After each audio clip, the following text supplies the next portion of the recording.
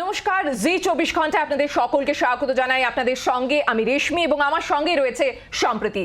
আমরা দুজনেই আজকে যে অনুষ্ঠান নিয়ে আপনাদের সামনে এসেছি, যার নাম আমরা রেখেছি যে রুশদিতে সরব তাসলিমায় চুপ। কেন এই বিষয়টা আপনাদের সামনে তুলে ধরছি তার কারণ ফতোয়া হুমকি যা তাসলিমা নাসরিনকে দেওয়া হয়েছে এবং তারপর যেটা দেখা গেল যে সালমান রুশদি সম্পর্কে অথবা জেকে রাউলিং সম্পর্কে তাসলিমা বলছেন যখন সাহিত্যিকরা সরব হন, তিনি যখন আক্রমণের শিকার তখন তারা কেউ সরব কেন হন না। তার পাশাপাশি এই প্রশ্ন আমরা তুলব যে কেন সন্ত্রাসবাদের সামনে লেখকের লেখনী থেমে যাবে, এবং এই নিয়ে আমাদের সঙ্গে আলোচনায় রয়েছেন আমার সঙ্গে এই মুহূর্তে স্টুডিওতে লেখিকা দেবারতী মুখোপাধ্যায়। দেবারতীকে স্বাগত জানাবো আমাদের এই আলোচনায় আজকে, এবং তার পাশাপাশি আমাদের সঙ্গে থাকবেন আরেক লেখিকা সঙ্গীতা বন্দ্যোপাধ্যায়। তবে সম্প্রতি যে কথা আমরা শুরুতেই আমাদের দর্শকদের বলছিলাম যে যেভাবে পরের পর আক্রমণের শিকার হচ্ছেন তাসলিমা নাসরিন এবং টুইটারে তিনি যে যথেষ্ট ভীত সে কথা জানিয়েওছেন, কিন্তু তারপরে তার এটাই প্রশ্ন, তার পাশে কেন কেউ নেই? সম্প্রীতি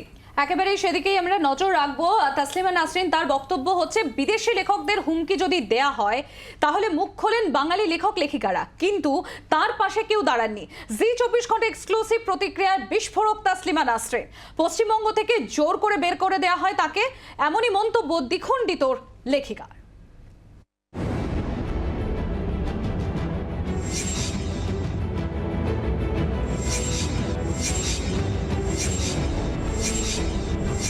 ইসলাম নিয়ে মন্তব্যের জেরে এর আগেও একাধিকবার মৌলবাদীদের হুমকির মুখে পড়েছেন তাসলিমা নাসরিন। লেখিকার নামে জারি হয়েছে ফতোয়া, ধার্য হয়েছে তার মাথার দামও। তবে সেসবের তোয়াক্কা কখনোই করেননি সাহসী লেখিকা। সম্প্রতি নিউ ইয়র্কে সালমান রুশদির উপর হামলার পর কট্টরপন্থীদের থেকে পাওয়া হুমকি নিয়ে সোশ্যাল মিডিয়ায় পোস্ট করেছেন তাসলিমা, যা ঘিরে পড়ে গিয়েছে শোরগোল। সেই প্রসঙ্গে জি 24 ঘন্টায় এক্সক্লুসিভ প্রতিক্রিয়ায় বিস্ফোরক তাসলিমা নাসরিন। যদি আমাদের উপমহাদেশের বাইরে কোনো ইংলিশ ভাষায় যে লেখকরা লেখেন এবং যারা খুব ফেমাস নামি দামি, তাদের বিষয়ে উদ্বেগ প্রকাশ করেন আমাদের লেখক সাহিত্যিকরা, তাদের জন্য রাস্তায় নামেন আমাদের লেখক সাহিত্যিকরা, কিন্তু রিজিয়নাল ল্যাঙ্গুয়েজে যারা লেখেন, বিশেষ করে বাংলায় যারা লেখেন, আমি তো দেখি না বাঙালি সাহিত্যিক কবি সাহিত্যিকদের দাঁড়াতে। মৌলবাদীদের হুমকির জেরে 2003-এ বাংলায় নিষিদ্ধ হয় তাসলিমার লেখা বই দ্বিখণ্ডিত। তাসলিমার বই দ্বিখণ্ডিতকে ঘিরে 2007-এ অগ্নিগর্ভ হয়ে ওঠে কলকাতার পার্ক সার্কাস ও সংলগ্ন এলাকা। পরিস্থিতি সামলাতে নামাতে হয় সেনা। তৎকালীন বাম সরকারের নির্দেশ মেনে সে সময় রাজ্য ছাড়েন তাসলিমা নাসরিন। জি 24 ঘন্টায় এক্সক্লুসিভ প্রতিক্রিয়ায় সেই প্রসঙ্গেও সরব হয়েছেন লেখিকা। তো পশ্চিমবঙ্গেও যেটুকু হয়েছে, যা কিছু হয়েছিল, আমি তো পশ্চিমবঙ্গেও থাকতে চেয়েছিলাম, আমাকে জোর করে বের করে দেওয়া হলো। এখন সরকাররা তো জোর করে বের করে দেয়। সালমান রুশদির উপর হামলার ঘটনায় নিন্দায় সরব হয়ে সাহিত্যিকের পাশে দাঁড়িয়েছেন অপর্ণা সেন, শ্রীজাত সহ বেশ কয়েকজন। টুইটারে ঘটনার নিন্দায় সরব হন অপর্ণা সেন। তবে তাসলিমার টুইট নিয়ে নীরব বুদ্ধিজীবীরা। ব্যতিক্রম শীর্ষেন্দু মুখোপাধ্যায় ও জয় গোস্বামী। খুবই উদ্বেগের বিষয়।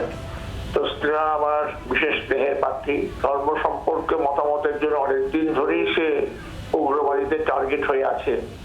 এটা খুবই দুশ্চিন্তার কথা। আমি চাই যে তার সুরক্ষার ব্যবস্থা সরকার করুক। ভারতবর্ষে একজন লেখক, বাঙালি লেখক আছেন যার উপরে দীর্ঘদিন ধরে মৃত্যুদণ্ডের ফতোয়া জারি রয়েছে। তার জীবন বিপন্ন। ভারত সরকারের উচিত তার নিরাপত্তা ব্যবস্থা অত্যন্ত কঠোরভাবে নিয়ন্ত্রণ করা। রুশদি কাণ্ডে সরব, তাসলিমার প্রসঙ্গে কেন চুপ বাঙালি বুদ্ধিজীবীরা? তবে কি তারা সত্যি তাসলিমায় দ্বিখণ্ডিত? উঠছে প্রশ্ন। ব্যুরো রিপোর্ট, জি 24 ঘন্টা। একেবারে যে প্রশ্ন উঠছে সেই প্রশ্ন নিয়েই আমাদের সঙ্গে এই মুহূর্তে সঙ্গীতা বন্দ্যোপাধ্যায়, তিনি যোগ দিয়েছেন লেখিকা, তাকেও স্বাগত জানাবো আমাদের এই আলোচনায়। সঙ্গীতা দি, প্রথম প্রশ্ন আপনার কাছেই আমার।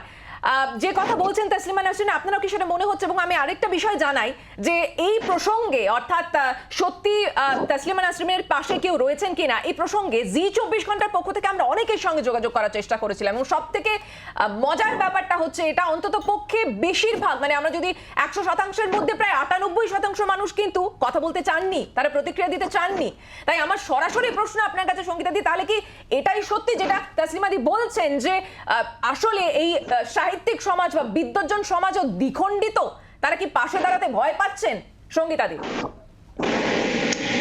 না, অবশ্যই প্রথমে আমি আমার জায়গাটা একটু ক্লিয়ার করতে চাই। আমি তাসলিমা দির পাশে আগেও দাঁড়িয়েছি, আমি অনেক পোস্টও দিয়েছি, এবং তাসলিমা দির সঙ্গে আমি এই বিষয়ে একদম একমত যে সালমান রুশদির ঘটনার পর যেরকম ভাবে একটা সাপোর্ট কিছু কিছু জায়গা থেকে উঠেছে, কিছু কিছু জায়গা থেকে একটা ভয়েস উঠেছে যে যেটা হয়েছে সেটা ঠিক না। তাসলিমা দির ব্যাপারে কিন্তু সবাই খুব মৌন, এবং অনেকটাই একদম। যেন তাসলিমা দি একজন বাঙালি লেখক, বাংলা ভাষায় লিখেছেন এবং যুগান্তকারী লেখা লিখেছেন, মেয়েদের জন্য অনেক কথা বলেছেন, একটা অত্যন্ত বীর মানুষ। সেই মানুষটা সম্পর্কে যেন তিনি যে বাংলা ভাষা এবং বাঙালির জগতে পশ্চিমবঙ্গে এক্সিস্ট করেন সেইটা যেন মনেই হয় না। whereas আমি কিন্তু এটা জানি যে তাসলিমা কেন দি কেন সঙ্গীতা দি, এটা কেন হয়? কেন আজকে আমরা জানি যে লেখকের লেখনী জাতি ধর্মকে মানে না, কেন? আমি এটা দায়িত্ব নিয়ে বলতে পারবো না, অন্যদের ব্যাপার আমি কি করে দায়িত্ব নিয়ে বলবো। তবে আমার ব্যক্তিগতভাবে আমার মনে হয় একটা ভয় কাজ করে, আচ্ছা, একটা ভীষণ বড় ভয় কাজ করে কথা বলার কিসের ক্ষেত্রে, এবং ভয়? কাকে ভয়? চারপাশটা একটু চোখ খুলে তাকালেই তো বোঝা যায় কিসের ভয়, কাদের ভয়। একটা মৌলবাদী শক্তির প্রতি ভয়, যে আচ্ছা। মৌলবাদের বিরুদ্ধে আমরা আগে অনেক কথা বলতে পারছিলাম, এখন আর বলতে পারছি না। চারপাশে আমরা যদি তাকিয়ে দেখি এই ভয়টা তো অমূলক নয়, তাই না? এবং যেটা কথা বেশ। যেটা বলা দরকার সেটা হচ্ছে যে আমি যেমন আগে অনেক বেশি অনেক স্ট্রেট কথা বলতাম, হ্যাঁ, কিন্তু এখন আমি ভয় পাই। কেন আচ্ছা। ভয় পাই কথা বলতে? তার কারণ হচ্ছে যে শুধু মৌলবাদীদের বিরুদ্ধে না, শুধু ধর্মীয় মৌলবাদীদের বিরুদ্ধে নয়, স্টেটের বেশ। বিরুদ্ধে, আমাদের গভর্নমেন্টের বিরুদ্ধে। আমি যদি একই সঙ্গে তৃণমূলের বিরুদ্ধে কথা বলি, একই সঙ্গে বিজেপির বিরুদ্ধে কথা বলি, একই সঙ্গে যদি আমি ইসলামের বিরুদ্ধে কথা বলি, একই সঙ্গে যদি আমি উগ্র হিন্দুত্ববাদীদের বিরুদ্ধে কথা বলি, একই সঙ্গে যদি আমি সিস্টেমের বিরুদ্ধে কথা বলি, তো একেবারে। সেসব সঙ্গীতা দি যে কথা বলছেন ইনফ্যাক্ট এই প্রসঙ্গে আমরা রাজনৈতিক দলের প্রতিক্রিয়া নিয়েছি, সম্প্রতি আমরা সেই প্রসঙ্গেও আসবো, কিন্তু তার আগে আমার মনে হয় দেবারতী আমাদের সঙ্গে রয়েছেন। সম্প্রতি তোমার প্রশ্ন দেবারতীকে। একেবারে দেবারতীদির কাছে আমি এটাই জানতে চাইবো। দেবারতীদি, বলা হয় যে কলমের জোর সব থেকে বেশি, তাহলে কি সন্ত্রাসবাদের হুমকির মুখে এই কলমের জোরও এবার থেমে যাবে? ভয়ে, যেরকম সঙ্গীতা দিও একটু আগে বলছিলেন যে ভয় পাচ্ছেন তিনিও। না, সঙ্গীতাদির উদ্বেগের যথেষ্ট কারণ রয়েছে, তবে মনুষ্যত্বের মৌলিক বৈশিষ্ট্যই হলো সৃজনশীলতা। ঠিক তাই। যতদিন আমরা যখন গুহা মানব যখন ছিল তখনও কিন্তু পশুদের সঙ্গে গুহা মানবদের পার্থক্য ছিল যে তারা গুহায় যে চিত্রগুলো আঁকতো। সুতরাং ক্রিয়েটিভিটি মানুষকে অন্য পশু পাখিদের থেকে আলাদা করে। একেবারে। তো সেই কারণে সেই ক্রিয়েটিভিটি বা সৃজনশীলতার জন্য একটা ভীষণ নিরপেক্ষ একটা মস্তিষ্ক প্রয়োজন, যেটা আমি কি আজকে আমি কোন ধর্মের মানুষ, কি আমি কোন রাজনৈতিক আমার আইডিওলজি, কি আমার পলিটিক্যাল অ্যালিয়েনেশন বা যা কিছু হোক না কেন, সেটা আমার লেখায় কোনো প্রভাব পড়বে না। আমি নিরপেক্ষভাবে লিখবো, নির্বিকারভাবে লিখবো। যে কারণে বলা হয় যে সাহিত্যিকের চোখ হওয়া উচিত অত্যন্ত নির্মোহ, নিষ্পৃহ, নির্মম। যে কারণে, এবং এখানে আমি বারবারই একটা প্রশ্ন দেখছি যে তসলিমার প্রসঙ্গে সবাই চুপ কেন? প্রথমত তো একটা বিষয় যে আমরা বাঙালিরা টপ টু বটমে বিশ্বাস করি, যতক্ষণ না আন্তর্জাতিক অঙ্গনে কেউ হইচই ফেলতে পারেন ততক্ষণ আমরা বাঙালিরা তাকে অতটা সম্মান দিই না। সেই প্রসঙ্গ রবীন্দ্রনাথ থেকে শুরু করে সবার ক্ষেত্রেই অ্যাপ্লিকেবল, সেটা নিন্দিত হোক বা নন্দিত হোক, যে কোনো বিষয়। আর দ্বিতীয়ত হচ্ছে যে সবাইকে সত্যি চুপচাপ, তাহলে আমরা তো আলোচনা করছি। আমি ঠিক এই প্রসঙ্গে আসতে যাচ্ছিলাম যে সম্প্রতি আমার মনে হয় যেভাবে আজকে আমরা সঙ্গীতাদি বা দেবারতীকে সরব হতে দেখলাম, সেটাই বোধহয় এটাও প্রমাণ করে যে না, সকলে চুপ নন। তবে রাজনৈতিক প্রতিক্রিয়া, আমরা একটু আগে যে প্রসঙ্গে কথা বলছিলাম সম্প্রতি, যে রাজনৈতিক প্রতিক্রিয়া কিন্তু আমাদের সামনে এসেছে ব্রাত্য বসু, সুকান্ত মজুমদার থেকে সুজন চক্রবর্তীরা। আমরা একবার শুনে নিতে পারি সম্প্রতি? একেবারেই আমরা কি বলেছেন ব্রাত্য বসু। সবার আগে শুনি যে শাসক দল এখানে এই মুহূর্তে পশ্চিমবঙ্গে রয়েছে রাজ্যের মন্ত্রী ব্রাত্য বসু, যিনি কিন্তু নিজেও একজন শিল্পী। তিনি কি বলেছেন? এই মৌলবাদের এই বাড়বাড়ন্ত গোটা পৃথিবী জুড়েই বাড়ছে, ভারতবর্ষ তার ব্যতিক্রম নয়। এবং আমার মনে হয় যে কোনো মৌলবাদই খারাপ। তো আমার এখানে খুব পরিষ্কার কথা হচ্ছে, যারা রাজনৈতিকভাবে সচেতন নেতা, তারা নিজের ধর্মের মৌলবাদ নিয়ে কথা বলুন, অন্যের ধর্মের মৌলবাদ নিয়ে কথা বলার আগে। আমি যদি একজন হিন্দু হিসেবে আমি হিন্দু মৌলবাদ নিয়ে কথা বলতে পারি, একজন মুসলিমেরও মুসলিম মৌলবাদ নিয়ে, বা একজন খ্রিশ্চানেরও খ্রিশ্চান মৌলবাদ নিয়ে, বা যে কোনো মৌলবাদ নিয়ে তার বক্তব্য রাখা উচিত। তাহলে এই ধরনের প্রবণতা কমবে। ব্রাত্য বসু একটা কথা বলছেন যে প্রবণতা কমবে। আমি খুব সংক্ষেপে একটা খুব ছোট্ট উত্তর দেবারতীর কাছ থেকে জানতে চাইবো যে যখন একজোট হয়, আমি বলছি যে শিল্পী হন, বিদ্বজ্জন হন বা সাহিত্যিকরা হন, তারা যদি একজোট হন তখন যতটা জোরালো আওয়াজ হয় সম্প্রতি, আমার দেবারতীর কাছে এটাই প্রশ্ন, তখন কি মানে একজন লেখক হিসেবে, একজন সৃজনশীল মানুষ হিসেবে দেবারতী কোথাও কি এই একটা ক্রাইসিস থাকে যখন দেখা যায় যে পাশে খুব বেশি মানুষকে পাচ্ছেন না, যেটা তাসলিমা নাসরিন এখন বলছেন যে পাশে এত মানুষ থাকার কথা ছিল তারা নেই, সেটা কি কোথাও একটা শিল্পী মনে মানে আঘাত করে সেই বিষয়টা? না, শিল্পীদের মধ্যে একজোট হওয়াটাই যেন খুব একটা অস্বাভাবিক বিষয়। মানে এটা একটা খুবই ইউফোরিক চিন্তা ভাবনা, বরং প্র্যাগম্যাটিক এটাই যে সবাই একমত হবেন না, একজোট হবেন না। যে কারণে আজকে আমরা তসলিমা নাসরিনকে নিয়ে আলোচনা করছি, বাংলাদেশের লেখক, অত্যন্ত কিংবদন্তি লেখক হুমায়ুন আজাদ, তাকেও এই একই কারণে মৌলবাদীদের হামলার শিকার হতে হয়েছিল, তিনি মারা গিয়েছিলেন। এবং আমরা যদি আরো পিছিয়ে যাই 1931 সালে, আমি এটা নিয়ে একটা আমার ট্রু ক্রাইম সিরিজ আছে, 1931 সালে কলেজ স্ট্রিটে ভোলানাথ সেন নামক একজন লেখক, তাকেও এভাবেই মানে বারে বারে কলম থামানোর চেষ্টা হয়েছে। হ্যাঁ, এটা হয়। এটা যখনই শাসক যেটাই হোক, সরকার এবং রাষ্ট্র এক নয়, যার হাতে ক্ষমতা থাকে সে সবসময় চাইবে যে মানে বিরুদ্ধ মত এলেই তাকে আটকানোর চেষ্টা। একেবারে সম্প্রতি আমরা আলোচনার একটা মাঝামাঝি পর্যায়ে রয়েছি, তবে আরো আলোচনা বাকিও রয়েছে। এটা কিন্তু মনে হয় যে এই প্রবণতাটা তৃতীয় বিশ্বের দেশেই বেশি রয়েছে। বেশ, সম্প্রতি একটা ছোট বিরতি আমরা নিয়ে নিচ্ছি, বিরতির পর ফিরে আসছি এই আলোচনাতেই, সঙ্গে থাকুন।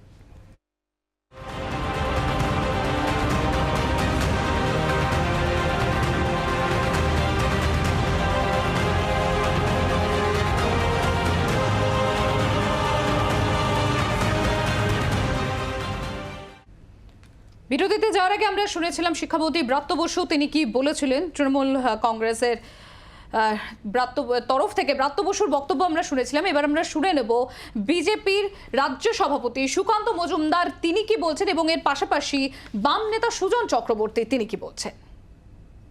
তসলিমা নাসরিনকে বাংলা ছেড়ে চলে যেতে হয়েছে, এটা বাঙালির জন্য অত্যন্ত লজ্জার বিষয়। তার কারণ বাঙালি বরাবর মুক্ত চিন্তার সমর্থক, কিন্তু দুর্ভাগ্যের বিষয় বামপন্থী শাসন থাকা অবস্থায় যারা বলেন, তারা বলতেন যারা বা বলেন যারা, তারা ধর্মকে মানেন না, তারাও এই ধর্মভীরু কাপুরুষদের মতো, অর্থাৎ যারা ধর্মীয় যে সমস্ত ধর্মীয় যারা দর্দমুন্ডের কর্তা হয়ে বসে আছেন, তাদের ভয়ে তসলিমা নাসরিনকে বাংলা ছাড়া হতে বাধ্য করেছিলেন।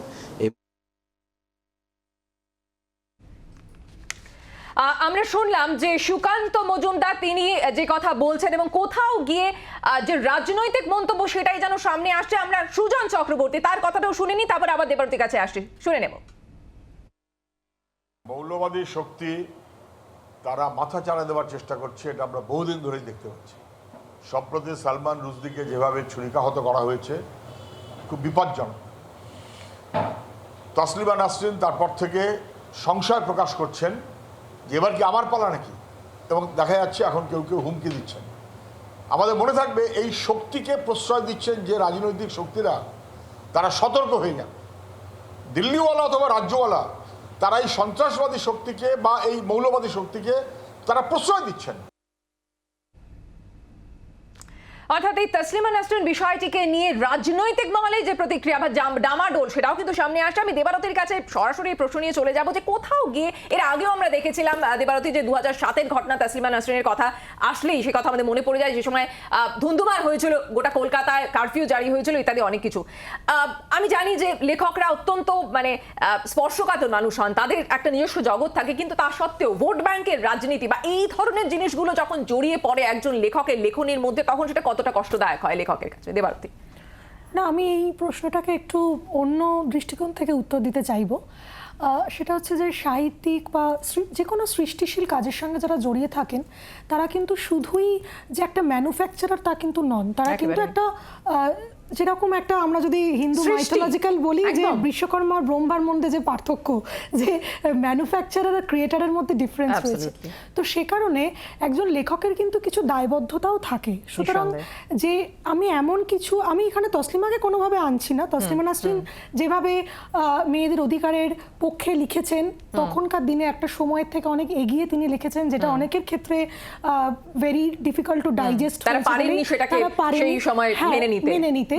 আমি সে বিষয়ে যাচ্ছি না, কিন্তু এমনিতে আমাদের যদিও আমাদের ভারতীয় সংবিধান বলে আর্টিকেল 19 যে মত প্রকাশের স্বাধীনতা, যে কোনো মানুষের একটা নিজস্ব মতামত প্রদানের স্বাধীনতা রয়েছে, তারই সঙ্গে কিন্তু তার একটা সাবক্লজ রয়েছে 19/2, যেটা কিন্তু বলে যে আমি এমন কিছু করব না বা বলবো না যেটা কোনো একটা সম্প্রদায় বা কোনো একটা মানে কাউকে আঘাত যাতে না করে লেখা। এটা না ভীষণ একটা সূক্ষ্ম